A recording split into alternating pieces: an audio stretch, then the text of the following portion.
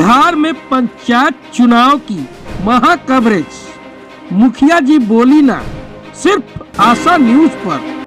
नमस्कार, मैं हूं निरंजन कुमार, आप देख रहे हैं आशा न्यूज। आशा न्यूज पर एक खास कार्यक्रम लेकर हम पहुंचे हुए हैं मुंडियारी पंचायत में। यहां पर मुखिया जी कहीन एक कार्यक्रम के तहत हम यहां पहुंचे हैं और इस कार्यक्रम के तहत हम जानेंगे कि इस गांव में कितना विकास हुआ है। आप सभी जानते हैं कि मुखिया का चुनाव आने वाला है और उसको लेकर हम पड़ताल करने चले हैं कि गांव में कितना विकास हुआ है। उसी विकास के कार्य को लेकर हम दिखाने आए हैं जनता को कि आखिर कितना काम कौन मुखिया किस तरह कर रहे हैं। तो मुंडियारी पंचायत की स्थिति, वास्तु स्थिति क्या है, उसको हम आपको दिखा देते हैं। सबसे पहले हम जहाँ खड़े हैं, ये पानी की टंकी है। कहा जाता है मुख्यमंत्री का जो सपना है पक्की नली गली सड़क, उसको जो है मुंडियारी पंचायत में देखने को मिल रहा है। बखूबी तरीके से यहाँ के जो मुखिया हैं वो इसको पूरा किए हुए हैं। यहाँ पे कुछ स्थानीय लोग हैं, उनसे हम बात करेंगे और तब जानेंगे कि कितना विकास हुआ है। यहाँ एक युवा है, उनसे हम पहले जान लेते हैं उनसे ही। ये बताइए कि मुखिया जी इस गांव में कितना काम किए हैं? 90%। मतलब क्या काम किए हैं? जल नल और रोड और नाला, सबका काम बढ़िया से हुआ है? 90% हुआ है। 90% हो चुका है? हाँ, हो चुका, फाइनल है। फाइनल है। हाँ। मुखिया जी मतलब सारे लोगों को देखते हैं, दुख सुख में सारे लोग पूरा देखने के लिए 22 घंटा ड्यूटी देते हैं। 22 घंटा जनता के बीच में। हाँ, 22 घंटा 24 घंटा कहीं बिता देते हैं। बिल्कुल। तो ये सुना आपने कि यहाँ के जो युवा हैं वो बता रहे हैं। हम वहाँ चलते हैं, एक दुकान है, एक दुकान पे एक बाबा बैठे हैं और बाबा से भी जानेंगे कि क्या स्थिति है इस गांव की और जो विकास कार्य है वो कितना गति है इसका, उसकी बात हम जान लेते हैं। एक बाबा है, दुकान पे बैठे हैं एकदम आराम से। बाबा ये बताइए कि गांव में कितना विकास हुआ है? हमसे मत पूछिए, नहीं बताएंगे। क्यों नहीं बता पाइएगा? क्या काम हुआ है? हम नहीं बता सकते हैं। नहीं बता सकते हैं? बिल्कुल। ये बाबा नहीं बता सकते हैं कि क्या काम हुआ है। हम चलते हैं, देखिए आगे बढ़ते हैं। एक चाची है, एक महिला है, अपने घर पे बैठी हुई है, उनसे भी जानेंगे। और उससे पहले इस गांव की जो सड़कें हैं उसको हम दिखा दें कि देखिए ये गांव की सड़क जो अंदर गली में जाता है, उस सड़क को भी जो है कि सोलिंग किया गया है।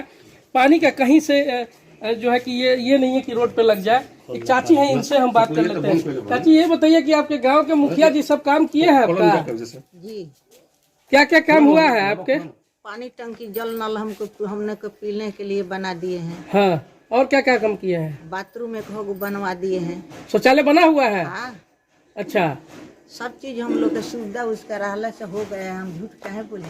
मुखिया जी सब कुछ दिए हुए हैं? सब कुछ दिया है। कोनो काम हम लोग के आते हैं तो मुखिया जी कहते हैं जे आइए हम लोग कर देते हैं। क्या बुलाते हैं तो हम लोग की द्वार पर भी आ जाते हैं। आते हैं, द्वार पे आते हैं। आपको दुख सुख में शामिल होते हैं वो? आदमी मरता है उनको कंधा भी देते हैं। बिल्कुल बिल्कुल। तो सुना आपने कि देखिए किस तरह एक चाची जो है कि वो बता रही हैं। एक और चाची है, इनसे हम जान लेते हैं। ये बताइए चाची, आपके यहाँ काम वगैरह मुखिया जी कराए हैं? कौन हमारा काम कराए? कौन हमारा काम मुखिया जी कराए? अच्छा, घनश्याम के विषय में बताओ। अरे नल जल काम द्वार पे नल लगा है, मुखिया जी लगवाए हैं? नहीं। सड़क बना है आपके गांव का? सब बना हुआ है। मुखिया जी आपके दुख सुख में शामिल होते हैं? आते हैं। बिल्कुल। तो ये सुना आपने कि देखिए किस तरह यहाँ मुखिया जी गांव में आते हैं और सभी लोगों के दुख सुख को सुनते हैं, उनकी फरियादें भी सुनते हैं और उस पे अमल भी करते हैं। एक और महिला है, इनसे हम जरा जान लेते हैं। ये बताइए कि आपके गांव में कितना काम हुआ है? बहुत काम हुआ है। क्या करा है? मुखिया जी जल किए हैं। कोई मर जाता है तो उसको कांधे देने आते हैं, स्वयं ले जाते हैं, उसको फूकते हैं, तापते हैं, कजिया करने के राशन पताई दिलाते हैं। माने एनी टाइम वो दुख सुख में आते हैं। एनी टाइम दुख सुख में शामिल रहते हैं। हाँ। अच्छा, एक और चीज बताइए, आपके गांव में शौचालय बना है? जी बना है, घर घर बना है। हर घर में शौचालय बना हुआ है? अब जाके चेक भी कर लीजिए, कुछ भी। अच्छा, ये सड़क में जो नली गली की बात है, नाला वगैरह बना हुआ है? नाला तो जैसे कि जगह नहीं है सर। अच्छा। मान लीजिए यहीं पर बना है तो कहाँ जगह है जो कोई बनाएगा यहाँ अच्छा, पर? अच्छा। तो नाला का भी मतलब व्यवस्था जगह की कमी को लेकर ये काम इधर नहीं हुआ? नहीं हुआ है। अब जहाँ जगह है उधर हुआ है, उधर में छोटे बात की तरफ हुआ है उधर। क्या नाम हुआ आपका? चंदा देवी।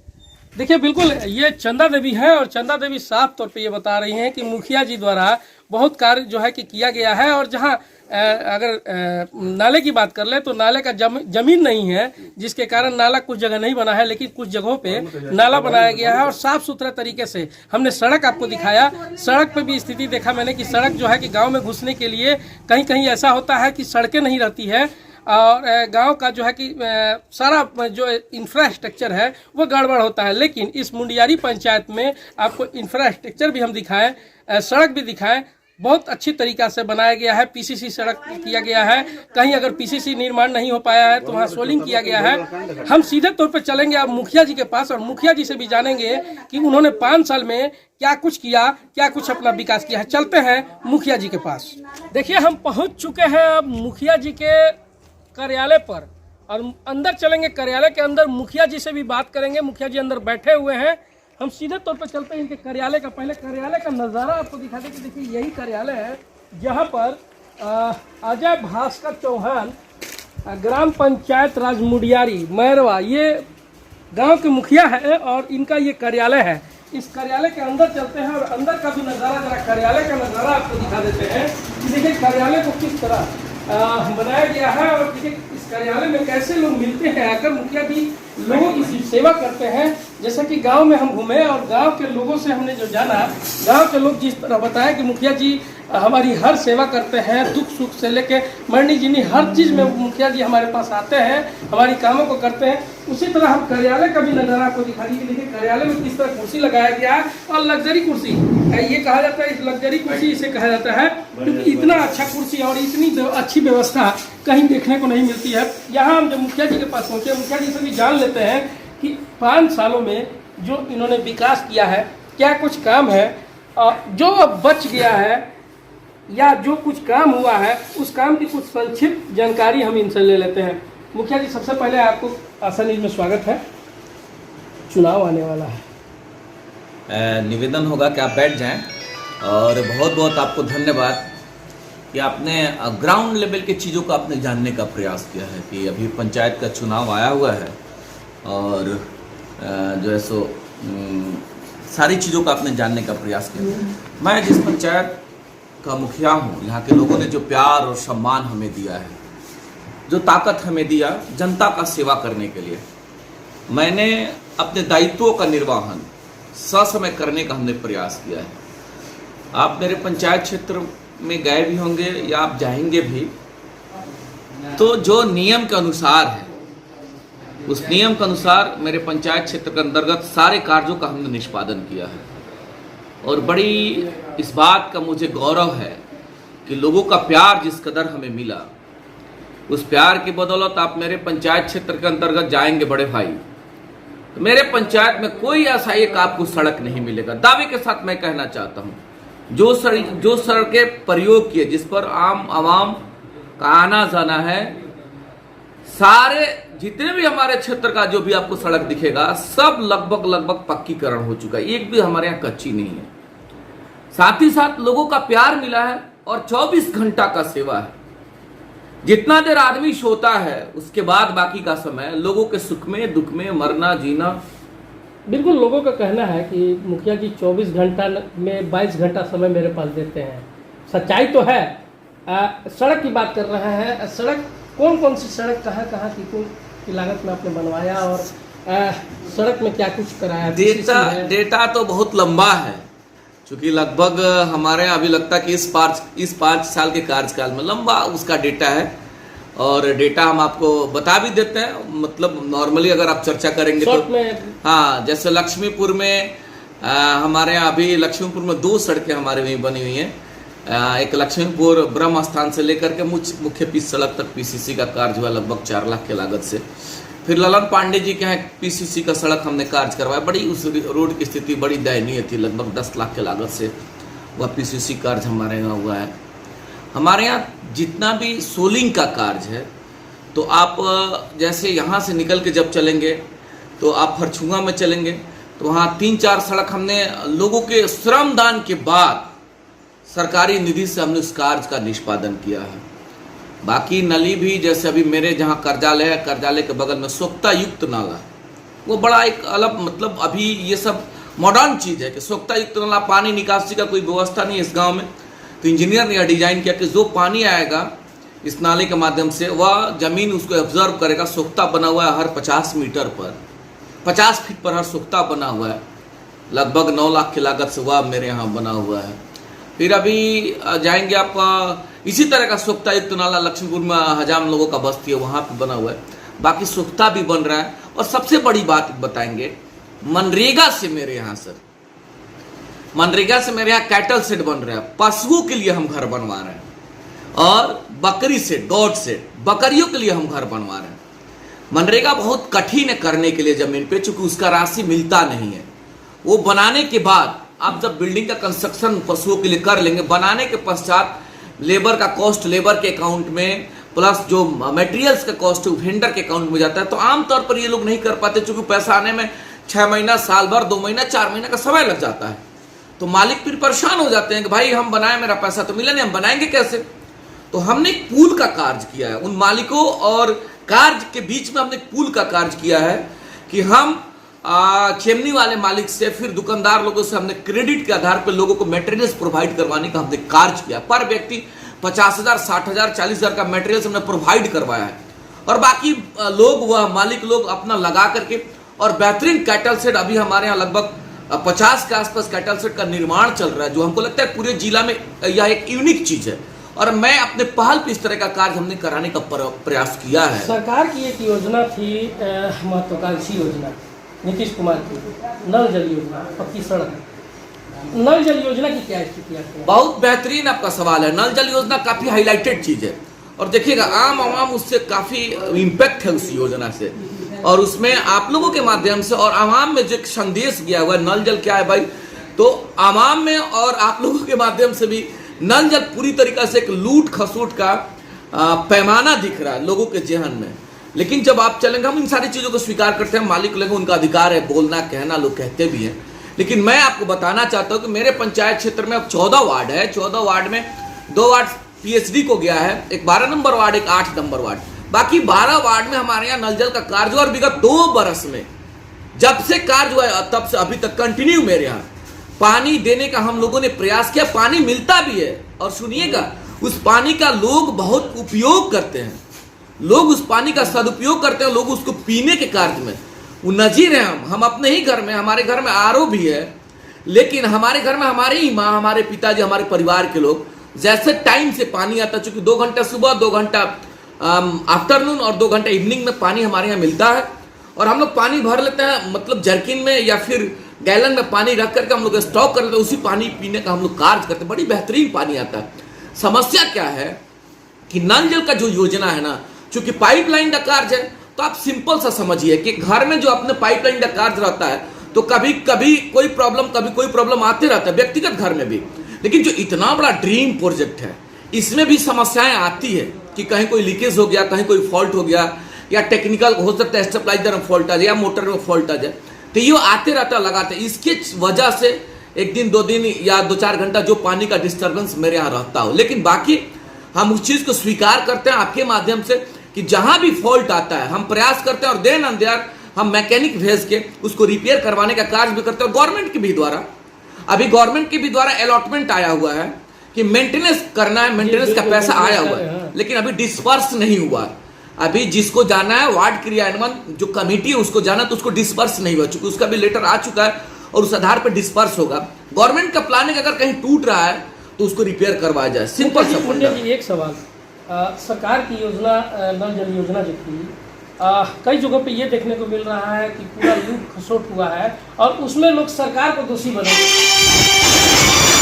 ये काम हो रहा है, क्या लग रहा है, इस तरह का जो काम हो रहा है आपके यहाँ हो रहा है, और दूसरे जगह जो होता है वहाँ लोग कहते हैं कि लूट खसोट, सरकार लूट खसोट कर दी है, सरकार के जो तंत्र है वो लूट खसोट कर रहा है। आपको क्या लगता है? देखिए, लूट खसोट का कोई कंसेप्ट नहीं है, लेकिन आवाम में क्या बैठ गया है, जहां भी जिस कार्य को करिएगा, अगर वह कार्य का निष्पादन ससमय नहीं हुआ, और जो कार्य हम कर रहे हैं अगर उसको वह पानी नहीं मिला, या वह व्यवस्था सुव्यवस्थित नहीं रहा, क्या बोलेंगे?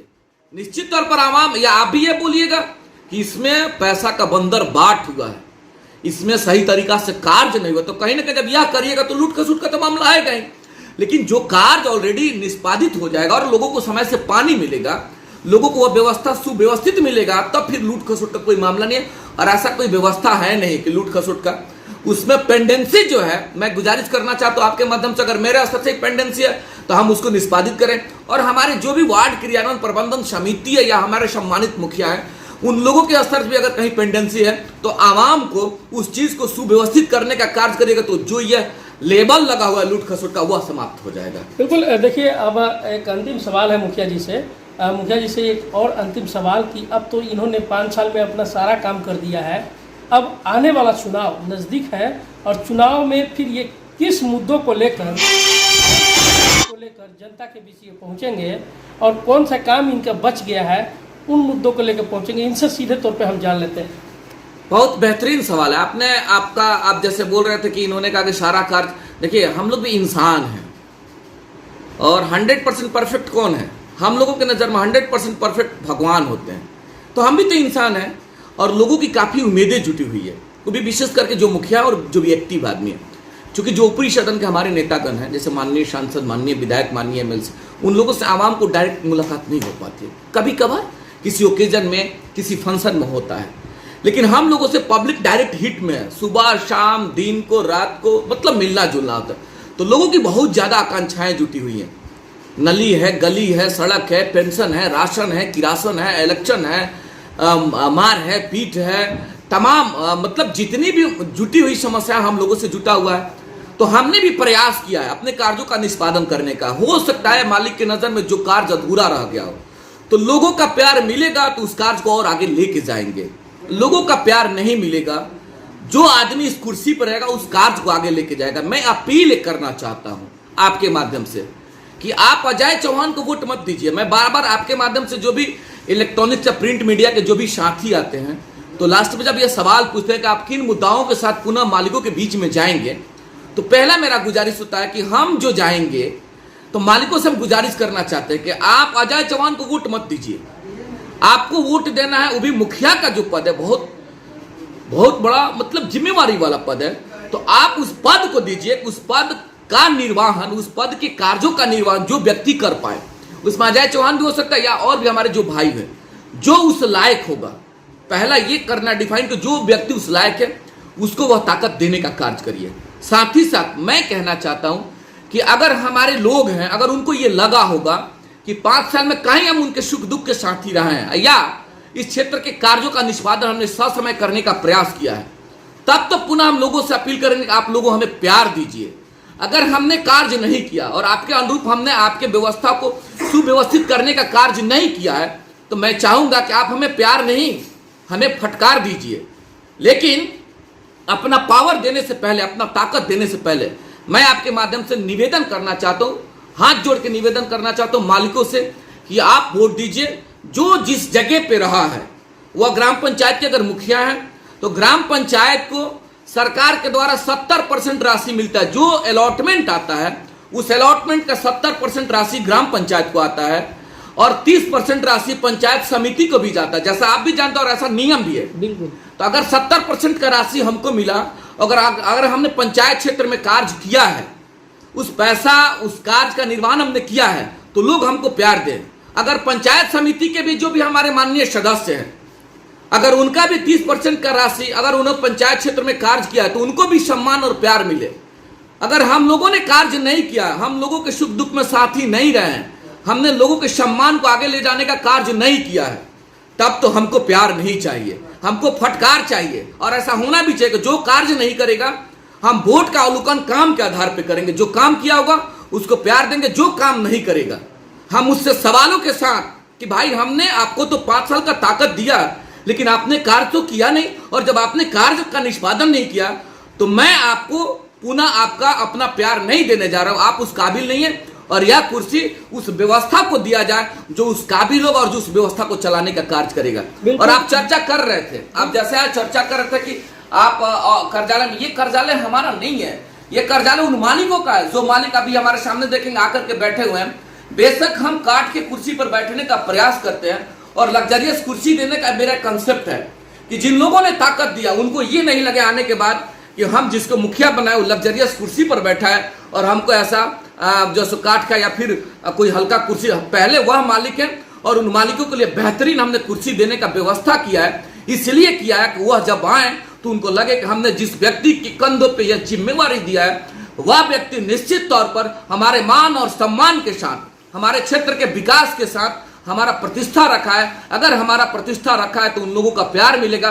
साथ ही साथ हमने एक साधारण से परिवार का हम बेटा है और लोगों का प्यार मिला। और देखिएगा उस प्यार को यहीं तक हमने नहीं, उस प्यार को आप जैसा जानते हैं यहाँ से लेकर के जिला से लेकर के प्रदेश में भी हम उस प्यार को लेके गए और उस प्यार के बदौलत 293 पंचायत में हमारे जो मुखिया हैं उन लोगों का सम्मान मिला। और उन्हीं सम्मान के बदौलत ये कह लीजिए कि आज हम मुखिया संघ के जिला अध्यक्ष हैं। ये हमारे जैसे साधारण सा व्यक्ति के लिए, हमारे पंचायत के मालिकों के लिए यह बड़ी गौरव की बात है और यह मुझे फक्र होता है कि उन लोगों के प्यार के बदौलत हम मुखिया हैं और मुखिया के बदौलत हम पूरे मुखिया संघ के अध्यक्ष हैं। बिल्कुल बिल्कुल बिल्कुल, इन्होंने सही बात कहा। और अजय भास्कर चौहान थे ये जो सीधे तौर पे ये बात बता रहे हैं कि हमने ये विकास कार्य किया है। सबसे अहम एक चीज़ होता है इनके विकास कार्य में, एक चीज़ और जुटता है कि आदमी तो इंसान के लिए मकान बनाता है, लेकिन अजय भास्कर चौहान एक ऐसे मुखिया हैं जो जानवरों के लिए मकान बना रहे हैं। इन्होंने अपनी बात में ये कहा है कि जानवरों के लिए, बकरी के लिए शेड बना रहे हैं, उसके लिए घर बना रहे हैं।